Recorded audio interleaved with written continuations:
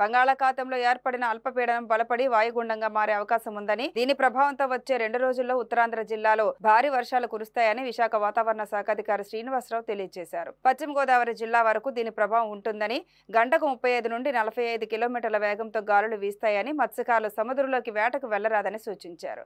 ముఖ్యంగా శ్రీకాకుళం, విజయనగరం, విశాఖ జిల్లాల ప్రజలు అప్రమత్తంగా ఉండాలని ఆయన హెచ్చరించారు.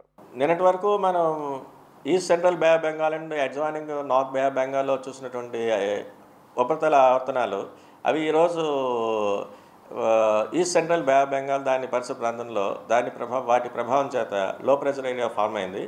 అది క్రమేపీ పశ్చిమ వాయుదిశగా వెళ్తూ west central Bay of Bengal and adjoining north west Bengal అంటే మన కోస్ట్కి దగ్గరలో ఉన్నటువంటి పశ్చిమ మధ్య బంగాళాఖాతం మరియు ఒరిస్సా తీరానికి దగ్గరలో ఉన్నటువంటి వాయు బంగాళాఖాతం ఈ ప్రాంతానికి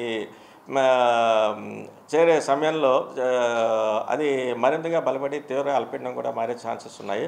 అలాగే నెక్స్ట్ కమింగ్ సబ్సిక్వెంట్ 2 డేస్లో కూడా అది ఈ ఉత్తరాంధ్ర మరియు దక్షిణ ఒరిస్సా తీర ప్రాంతం చేరే సమయంలో అది మరింతగా బలపడి వాయుగుండంగా కూడా మారేటువంటి అవకాశం అయితే ప్రస్తుతంగా అయితే మనకి కనిపిస్తోంది. ఇప్పుడు ఉన్న ఈ నేపథ్యంలో ఇప్పుడున్న ఈ మాన్సూన్ ఇప్పుడున్నటువంటి ఈ లో ప్రెషర్ ఈ కండిషన్స్ ద్వారా మనకి రాబోయేటువంటి రోజుల్లో ఒక మాసం నుంచి భారీ వర్షాలు మన కోస్తా జిల్లాలో అంటే ముఖ్యంగా ఉత్తరాంధ్ర జిల్లాలో ఆల్మోస్ట్ అన్ని జిల్లాల్లో కూడా భారీ వర్షాలు మరికొన్ని చోట్ల అయితే అతి భారీ వర్షాలు కూడా నెక్స్ట్ కమింగ్ 2 to 3 డేస్లో వచ్చేటువంటి అవకాశం అయితే ప్రస్తుతం కనిపిస్తుంది.